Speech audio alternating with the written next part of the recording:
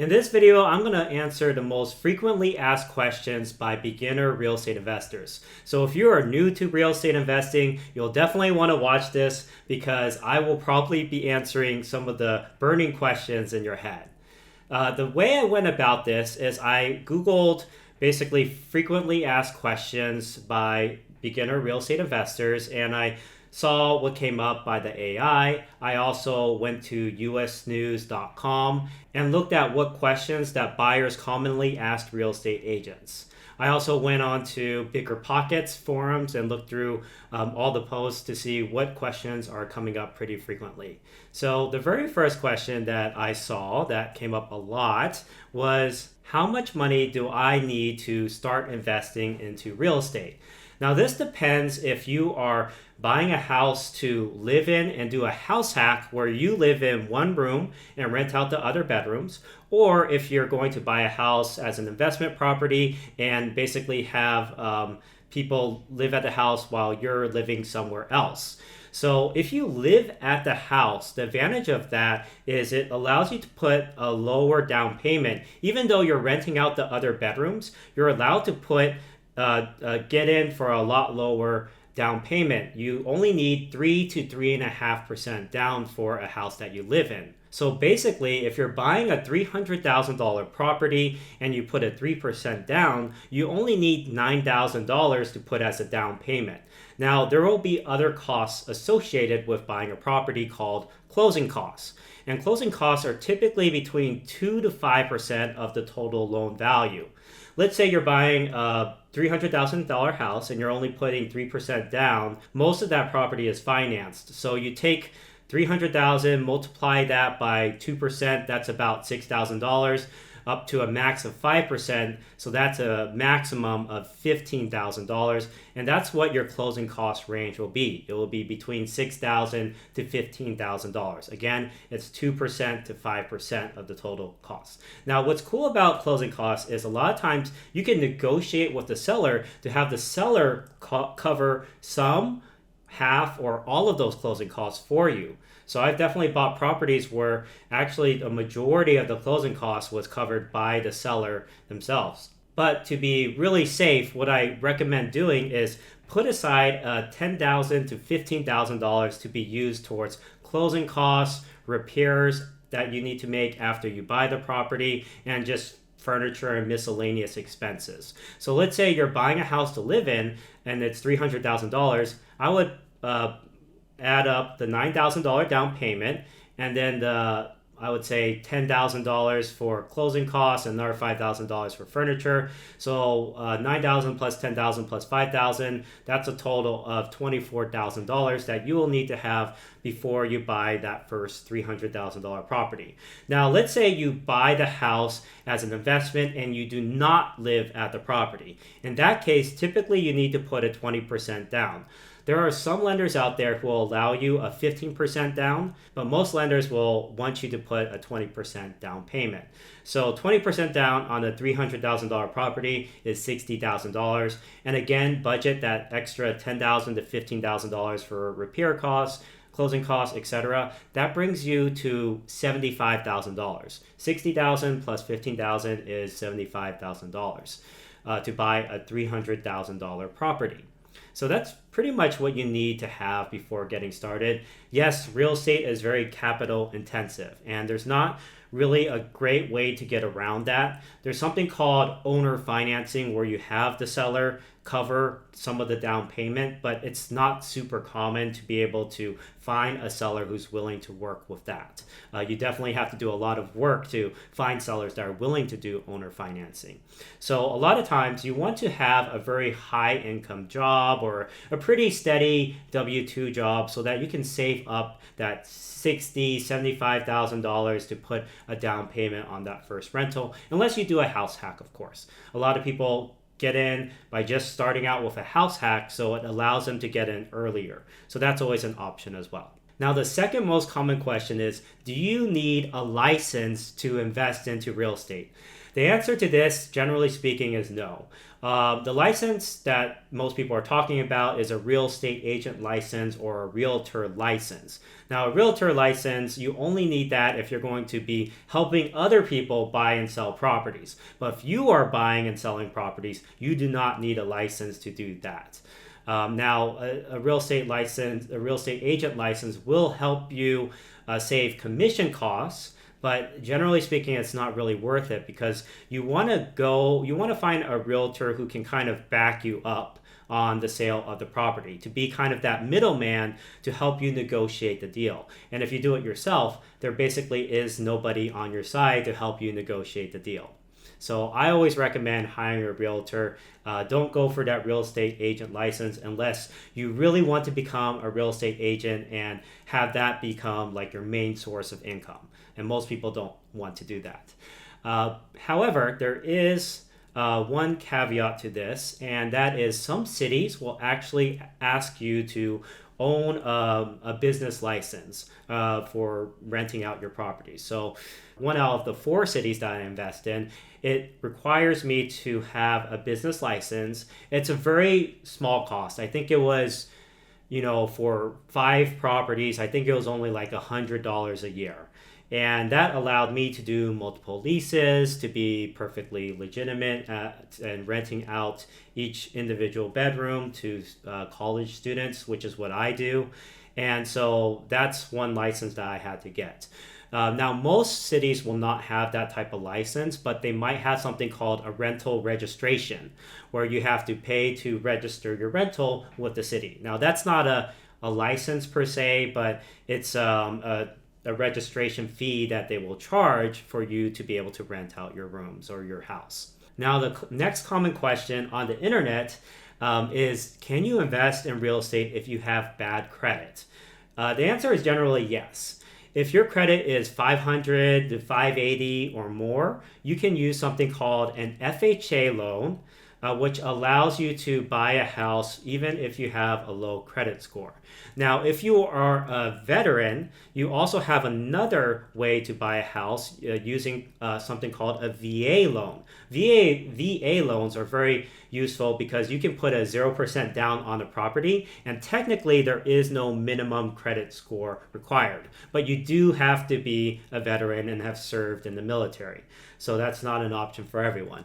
But the FHA loan is an option for everyone out there. So if you do have a low credit score, I would definitely highly recommend that. And it allows you to actually put a 3.5% down payment on a property as well if you live at the property yourself. Now, the last thing I would recommend is if your credit score is below 500, you want to do something called getting a co-signer on the loan. So finding somebody who's willing to also be on the loan with you and having them co-sign on it, preferably obviously somebody with a pretty good credit score. So that allows you to buy a house even if you have a very low credit score yourself.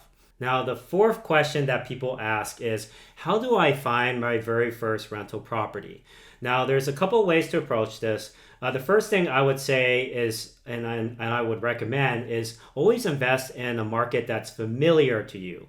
The reason why you want to do this is because you already know what are the good areas, what are the bad areas. Generally speaking, what are people charging for rent? You also have connections in the area as well. You know where all the popular hangout spots are. So you always want to start with a city that you either know a lot about or have lived there yourself, or you have connections there through relatives or people that you know, friends, family, etc. So that's number one. The second thing you want to do is decide on what type of tenant you're going to get. Are you looking to buy a property to rent out to healthcare workers? In that case, you want to be as close to the hospital as possible, right? So you really want to think about what's your target tenant, and that kind of determines, okay, what neighborhood am I going to invest in? From there, you just have to go to Zillow.com and start looking at deals in that city. So there's a couple filters that I add into Zillow when I search. And that's because what I do is college student housing So I will be as close to the university as possible, and I'll try to maximize the number of bedrooms at a house so that I can rent out by the bedroom.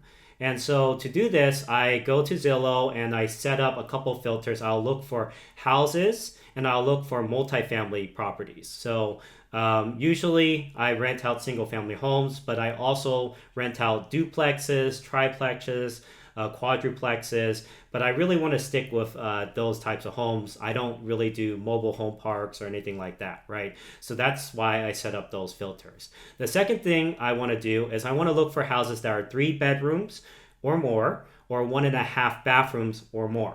And the reason why I want 1.5 bathrooms is I want to have 2 full bathrooms eventually at the house. So if I convert a half bath to a full bath, that might cost me $8,000 to $10,000, but I'll definitely do it because having 2 bathrooms at the house means I can have a lot more students. I typically want to stay to a 3-person to 1 bathroom ratio. So if I have 2 full bathrooms that are shared, I can have up to 6 tenants because I have 3 per bathroom. And then the other filter I set up is the square footage. I want to make sure the house has at least 1,500 square foot so that I can get 5 or 6 bedrooms at the house, because I typically like to rent out these student rentals to 5 or 6 people, and that will also increase the profit that you'll make on the property. So those are the Zillow filters that I set up. The next step is to contact a real estate agent and have them actually walk you through some of the properties. And when you do the property walkthrough, you'll specifically want to look for red flags on the property. A couple red flags that I look for are how old is the roof, how old is the HVAC system, how good are the electricals, the plumbing, and what I do to test that is I will plug in my phone to all the outlets. I will turn on the shower and the water, and I'll flush the toilet to see if there's any backups. I will also look at the foundation as well. So if the floors at the house are sloping, or if you see a lot of cracks in the foundation, the concrete, that could be a concern for a deeper foundation issue, which could cost a lot of money. The last thing I do is if I actually make an offer on the property, I might do a sewage line inspection to stick a camera down the sewage line to see if there's any breaks in the pipe, the sewage pipe, so that the sewage doesn't back up on me soon after I buy the property. I've definitely had a lot of times where that happened to me, and that's why I do that inspection. So yes, you will want to go walk through the property, decide, okay, is this in good condition? How old are all the major components of the house? Again, the roof, the HVAC, electricals, etc.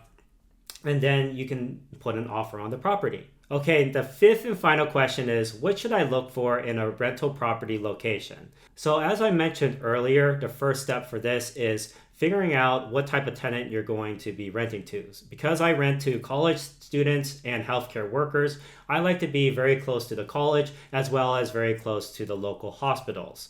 And so I typically pick neighborhoods nearby those areas. And what I want to do is figure out, okay, how safe is this neighborhood?